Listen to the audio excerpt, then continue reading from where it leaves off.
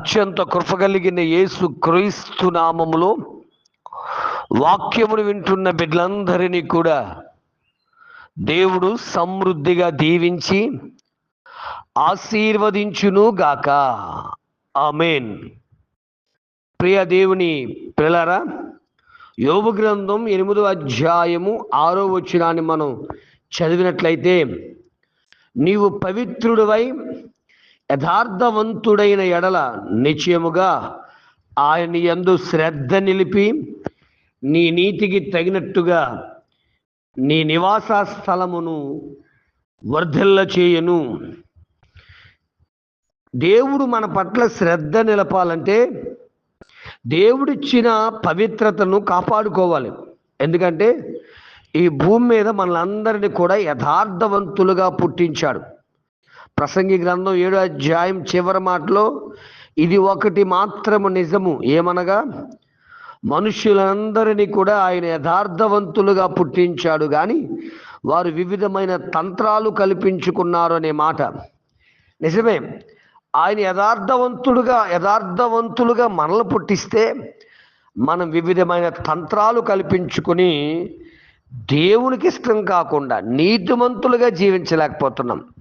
కానీ వాక్యం సెలవిస్తుంది, నీవు నీతిమంతుడుగా నీవు నిలబడినట్లయితే ఆయన నీ యందు శ్రద్ధ నిలుపుతాడు.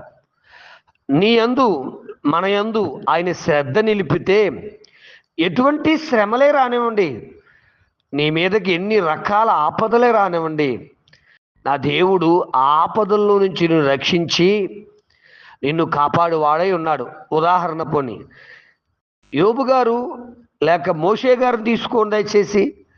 యోబు గారి పట్ల మోషే గారి పట్ల దేవుడు చాలా శ్రద్ధ తీసుకున్నాడు. నిజమే, సాతాను శోధిస్తున్నా, సాతాను రకరకాల రోగాలు అతని మీదకి రాణిస్తున్నా అతని ప్రాణాన్ని మాత్రం ముట్టుకోనివ్వలేదు. బిడా, ఈరోజు నీ జీవితంలో అనేక కష్టాలు, అనేక ఇరుకు ఇబ్బందులు వస్తున్నా నా దేవుడు నీ మీద శ్రద్ధ తీసుకుంటే నీ ప్రాణాన్ని ఎవ్వడు ముట్టలేడు. బిడ్డ, నీ జీవితంలో గొప్ప కార్యాలు వరుస వెంబడి వరుస జరుగుతూనే ఉంటాయి. మోషే గారిని చూడండి, చిన్న వయసులో పుట్టాడు, కొద్ది నెలల వరకు తల్లిదండ్రులు కాపాడగలిగారు. అక్కడి నుంచి పిల్లవాడిని కంట్రోల్ చేయలేకపోతున్నారో, లేక మన పిల్లవాడు ఏడుపు చూసి చుట్టుపక్కల వారు ఎక్కడ చెప్తారని భయపడ్డారో నాకు తెలియదు, కానీ మరి ఆ బిడ్డ పట్ల తల్లిదండ్రులు శ్రద్ధ తీసుకున్నారు.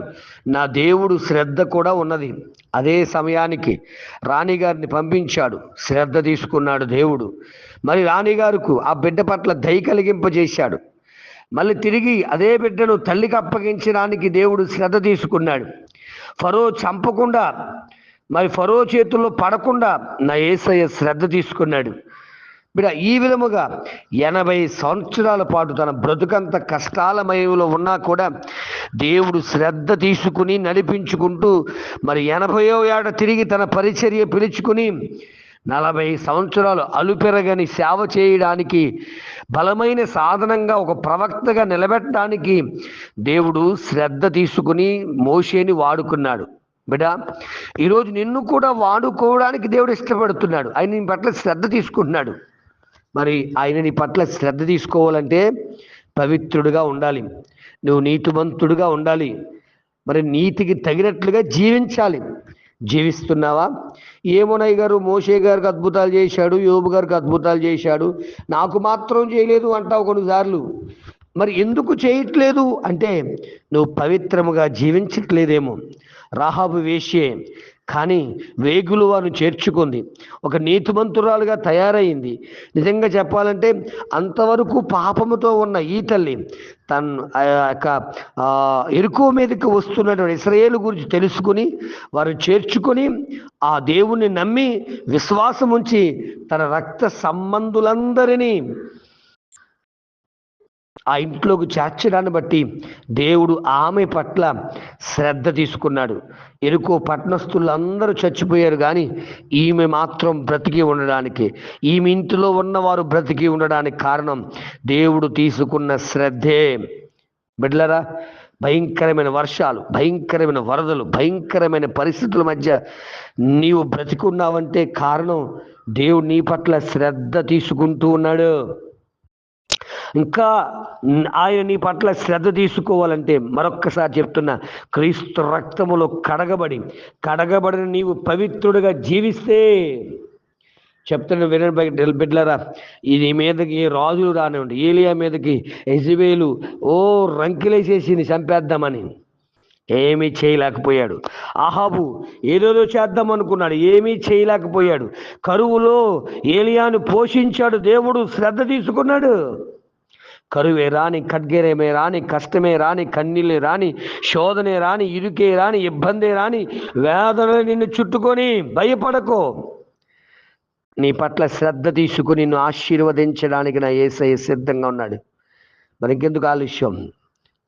క్రీస్తు రక్తములో కడగబడిన నీవు ఆ నీతివంతుడైన యేసయ్యకు నమ్మకమైన వాడిగా, యథార్థవంతుడిగా జీవించినట్లయితే నీ బ్రతుకును ఒక ఏలియాలాగా, ఒక యోబులాగా, ఒక మోషేలాగా దేవుడు నిన్ను వాడుకొని వర్ధిల్లింప చేయడానికి ఇష్టపడుతున్నాడు. అటువంటి కృపా దైవ సహాయము దేవుడు మనందరికి అనుగ్రహించును గాక.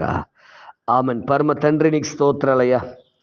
మానవ మాతృలు మా పట్ల మీరు తీసుకున్న శ్రద్ధను బట్టి స్తోత్రాలు. నిజమే, కరువులో, ఖడ్గంలో అయ్యా, రాజులు సైతం వ్యతిరేకమైన స్థితుల్లో ఉన్నప్పుడు ఏలియా పట్ల శ్రద్ధ తీసుకున్నాం. రోగం వచ్చి నరకయాత్రతో ఉన్నప్పుడు యోబు గారి పట్ల శ్రద్ధ తీసుకున్నాం. ఫరో రాజే, పట్టణపులో ఉన్న వ్యక్తులే అందరూ కూడా వ్యతిరేకమైపోయినప్పుడు మోషే పట్ల శ్రద్ధ తీసుకుని మోషే జీవితాన్ని అనేక లక్షలాది ప్రజలకు ఆశీర్వాదకరముగా మార్చిన వాడు. ఈ వాక్యం వింటున్న బిడ్డల కుటుంబాలను కూడా మీరే శ్రద్ధ తీసుకుని ఆశీర్వదించి వర్ధిల్లింపచేసి నీ కొరకు బలమైన సాధనాలుగా వాడుకోమని నడిపించి బలపరచమని అడుగుతున్నాం, రక్షించమని అడుగుతున్నాం, స్థిరపరచమని అడుగుతున్నాం. కష్టాల సమయాల్లో, కన్నీళ్ళ బాధల్లో నిన్ను విడిచిపెట్టి వెళ్ళిపోక నీ మీద ఆధారపడుతూ యథార్థవంతులుగా జీవిస్తున్న నీ బిడ్డలను దీవించమని, దర్శించమని, ఆశీర్వదించమని, వర్ధిల్లింపజేసి బలపరచమని యేసు నామమున అడుగుచున్నాను తండ్రి. ఆమేన్. ప్రార్థన అవసరం కొరకు నా సెల్ నంబర్ 9866958571. ప్రభు కృప మీకు తోడుగా ఉండును గాక. ఆమేన్.